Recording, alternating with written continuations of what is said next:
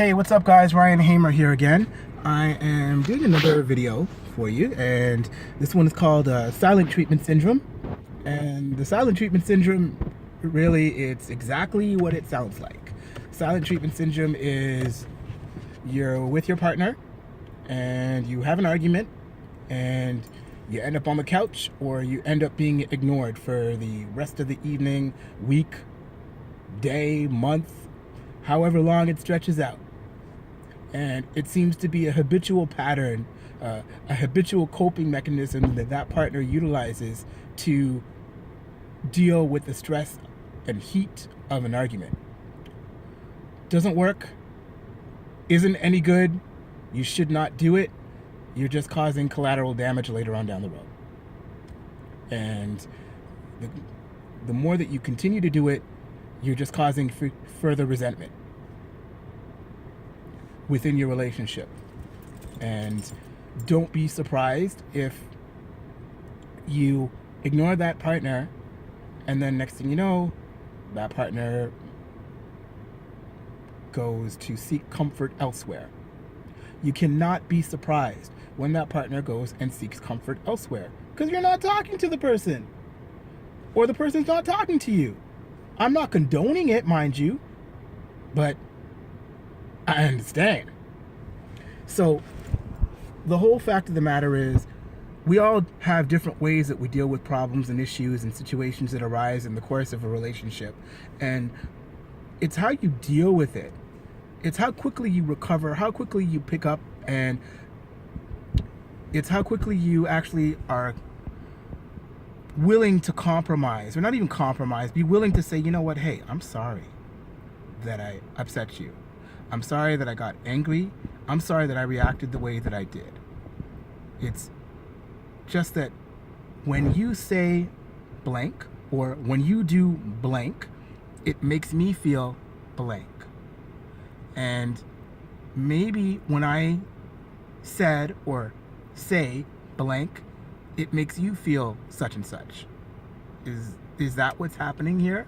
How do you feel about what I've just said? Asking those types of questions, insofar as where it's not just a fine or a yes or a no or a stonewall.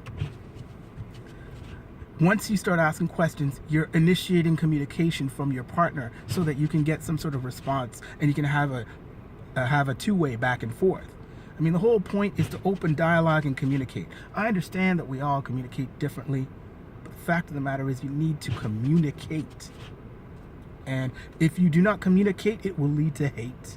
It will lead to resentment, and it will lead to no communication whatsoever, frustration, and the degradation of your relationship. I have seen people that the only way they can communicate is through physical violence. One person's talking with their hands, the other person's hands are talking, the other person just yells, the other person screams, and then the other person walks away. So in conflict, what I've seen is you're gonna have different types of people. Sometimes you'll have people that will be the strong silent type. So one person will be talking, one person will be yelling, and the other person will just be whoop. They keep their mouth shut and they don't say anything. And those are the scariest, worst kind of people, because you don't want to see them angry, because when they get angry, it's like a firecracker. You wonder, where the hell did this come from? And they just blow up at you. So you don't want to be that kind of person, and you don't want to be with that kind of person either. So it works both ways. So you need to really find a way to communicate. The strong silent type doesn't work. Then you'll have those that just want to yell, and that's no good either, because then the other person starts yelling, and then you got two people yelling and nobody hears anything. And then you're gonna have those that do things vindictively to peeve the other person off, because they know it peeves the other person off, and they just regulate the revenge. And that's their reasoning. And then you'll have people that will just, they can't deal with the stress, they can't deal with the trauma, so they will pick up, get up, and walk away.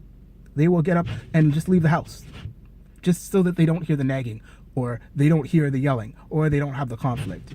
And conflict avoidance, that's going to be another video. Conflict avoidance is not helping either, because yeah, you don't want conflict, but if you're going to stand there and argue, I mean, if you're going to pick up and leave, then the other person has their whatever they're feeling and it's unresolved. And you leave because you want to avoid the argument, and you think that shuts everything down, but it doesn't.